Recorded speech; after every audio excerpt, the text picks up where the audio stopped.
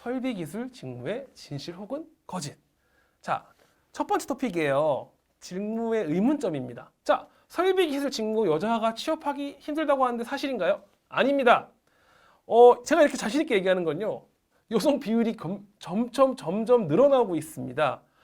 요 지그는요, 사실 일반적으로 이렇게 생각하시면 돼요. 제가 뭐 10kg짜리 물건이 있는데 이거를 허리 굽혀서 손으로 들면 허리가 다칠 수도 있어요. 아파요. 하지만 어떤 지그를 활용을 해요. 안에 밑에를 살짝 집어넣어서 보통 이제 자키라고 하는 이런 걸로 막 흔들면 저절로 위로 쑥 올라갑니다. 그러면 나는 그리고 손으로 쑥 밀면 돼요. 나는 10kg짜리를 0.5kg의 힘으로도 충분히 활용할 수 있는 지그가 발달을 했습니다.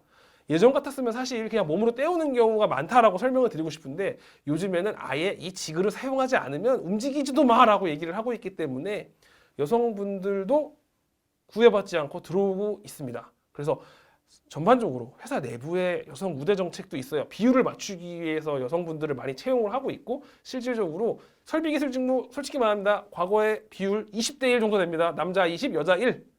지금은 아닙니다. 지금은 한 3대 7까지 올라왔습니다. 그 3이 사실은 4 혹은 4.5가 될 때까지 계속 채용을 할 예정이라고 해요. 여성분들이 계속 들어올 거예요. 물론 처음에 그 기술직으로 들어오신 분들이 초반에는 그 기계를 만진다는 사실 때문에 굉장히 큰 실망을 하셨던 분들도 계신데 요즘에 들어오신 분들은 다릅니다. 알고 있어요. 내가 얼마큼 어떤 걸 하는지 알고 있어요. 근데 막상 해보니까 생각보다 할만해요. 그래서 여성 사원의 비율은 계속 증가되고 있습니다. 두 번째, 설비 기술 직무와 폐 출입이 잦다고 하는데 정말인가요? 정말이죠. 폐에 출입하는 것 중에 한 70%, 80%는 설비 엔지니어입니다. 설비를 유지하려고 하는데 물론 바깥에서도 원격 시스템을 활용해서 간단한 것들을 해결이 가능합니다만 뭐 로봇가 막 뒤집어져 있는데 보지도 않고 어떻게 해결을 하죠? 뭐 그렇습니다. 근데 이거 이제 폐 출입 자체를 굉장히 걱정하시는 분들이 있는데 제가 솔직히 얘기 드리자면요. 설비 기술 직무를 지원하시면서 나는 폐 출입을 하기 싫어. 그러면 다른 거를 선택하시는 게 맞다고 저는 생각을 합니다. 설비 기술 직무는 적어도 폐 출입에 있어서는 굉장히 잦습니다. 그리고 대학원을 졸업해도 설비 직무로 들어오는 경우가 있나요? 나 고학력인데 겨우 이거밖에 안 해줘? 아닙니다. 제가 처음에 했을 때 설명을 드렸다시피 점점 고학력 분들이 들어오고 있어요. 지금 박사급 인력들도 막 채용이 되고 있는데 사실은 설비가 고장난 거 말고도요, 할 수 있는 업무는 굉장히 많이 있어요. 단순 노동은 이제는 과거입니다. 단순 노동하는 거는 사실은 다른 사람이 또 해도 되고요. 내가 조금만 해봐도 이해했어. 오케이, 할 수 있어. 그 정도만 되면은 여러분들은 훌륭한 엔지니어라고 할 수 있어요. 여러분들한테 필요한 건 이겁니다. 고난이도 문제 해결 능력, 어려운 거 하라고 데려온 거예요. 그래서 석박사들도 설비 엔지니어 들어오고 있습니다. 예를 들면 제 동기는 서울대 학사, 석사, 박사 밟고 온 친구도 있어요. 네, 물론 특이 케이스이긴 합니다만 본인이 원해서 오는 경우도 있고요. 약간 좀 액티브한 업무를 하고 싶어서 오시는 분도 있긴 합니다만 채용을 전혀 안 하지 않는다. 그리고 설비기술 직무로도 오는 경우가 있습니다. 자, 직무 채용에 대한 궁금증입니다. 자, 설비기술 면접 기출을 보면은 공정 질문이 많은데 정말 기계적인 지식은 하나도 없어도 되나요? 아닙니다. 아까 처음에 설명드렸던 내용처럼 어떤 질문이 나오면 뒤에 꼬리 질문이 붙을 수밖에 없어요. 근데 꼬리 질문은 본인 과에 대한 질문도 있지만 아예 설비 기술 관련 로봇에 대한 뭐 질문 혹은 실린더, 모터에 대한 질문 혹은 이렇게 되면 어떻게 될까요? 라고 하는 약간 가정적인 질문이 나올 수가 있어요. 근데 그런 질문을 할 때 기계적인 지식이 전혀 없다면 대답을 할 수가 없습니다.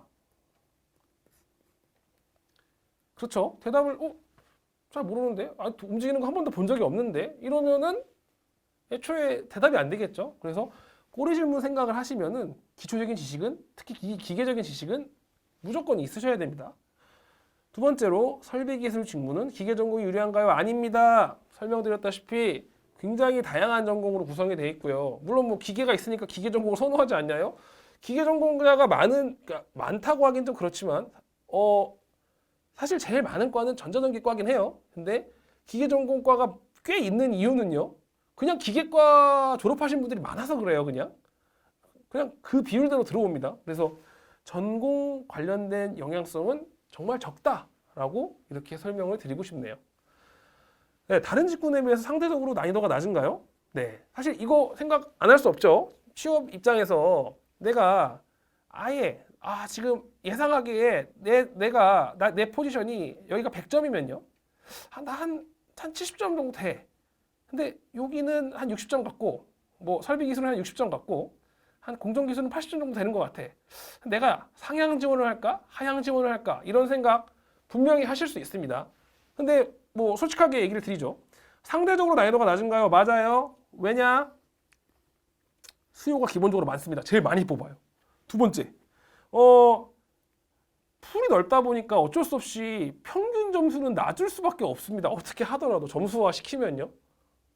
당연하죠. 이렇게 1000명이 채용을 해야 되는데 1000명이 지원하는 거와 10명을 채용해야 되는데 1000명이 지원하는 게 똑같이 지원을 했지만 여기 경쟁률은 100대 1, 여기 경쟁률은 1대 1, 여긴 다 합격, 여기는 990명 빠이빠이.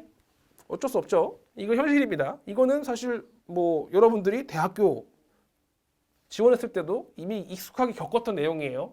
다만 그러니까 이제 여기는 소수의 엘리트가 있고 여기는 뭐 엘리트가 없다. 아닙니다. 단지 그냥 스프레드가 넓을 뿐입니다. 완전 고학력자와 뭐 약간의 뭐 소위 말하는 약간 중학력, 중저학력자도 존재하는 이런 스프레드가 넓을 뿐이지 사실은 뭐 평균이 여기 있을 뿐이지 다른 데는 뭐 여기서 이만큼밖에 없기 때문에 평균이 여기 있을 뿐이에요.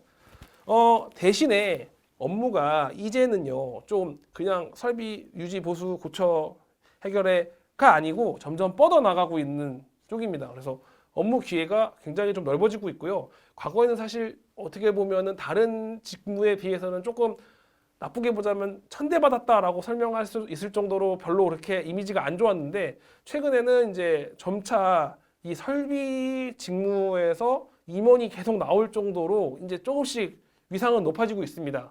그리고 다양한 곳에서 이 설비 직무 하시는 인원들을 계속 같이 일할 수 있게 계속 인원을 주세요. 이 인원 설비를 해봤던 인원이 필요합니다라고 계속 요청해 오고 있습니다. 그래서 굉장히 여러 가지 업무를 맡아볼 수 있는 기회도 갖게 됩니다.